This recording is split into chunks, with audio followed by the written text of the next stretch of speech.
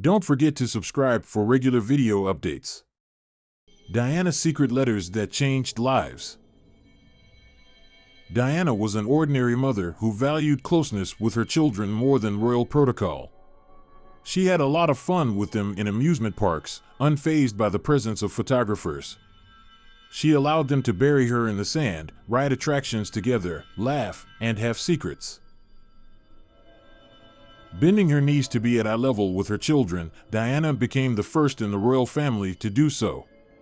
Kate Middleton continued this tradition in raising her own children. Children should see ordinary life. Diana was uncompromising on this matter. She didn't want her boys to grow up solely in a palace, like in a dollhouse, surrounded by servants and expensive cars. The protocol of raising royal children prescribed such a life, homeschooling with teachers from top schools coming to the palace to educate them. Until a certain age, the children were not allowed to leave the palace. They had to live carefully guarded and isolated from society for their own good. But Diana strongly opposed the protocol.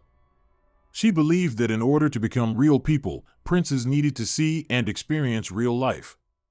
That's why Princess Diana's children became the first in the royal lineage to attend school with other children. She personally took them to school and picked them up every day. She even checked their homework herself. William started attending a public Montessori nursery before school. Diana chose Montessori because she wanted her children to experience a normal childhood. From an early age, they accompanied their mother on her trips, whether it was going out for a cola and burgers at McDonald's, riding attractions, walking hand in hand in the park, or participating in charitable projects.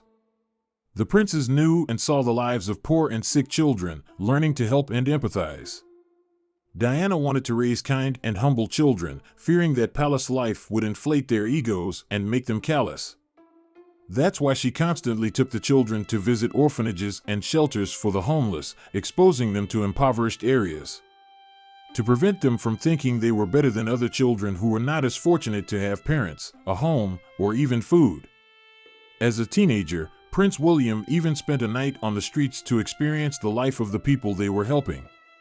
Today, he continues to support the same homeless shelter his mother helped from the very beginning of her princesshood. The royal protocol also required parents to leave their children in the palace when they needed to go on work trips. In extreme cases, one parent was allowed to fly with one child on one plane, and the other parent with the second child on another plane. This was done in case something happened to one of the princes so that the crown would not be left without a direct heir. After all, it couldn't happen to both. But Diana sabotaged even this part of the protocol. "We will fly together as a normal family," she declared. "The children should feel that we are a normal, ordinary family. They cannot be separated." Prince William flew with Princess Diana on her very first trip to Australia and New Zealand when he was only 9 months old. Be grateful. Diana had a special habit of writing thank you letters in response to all the good things people did for her. She wrote them herself, by hand, and not according to a template.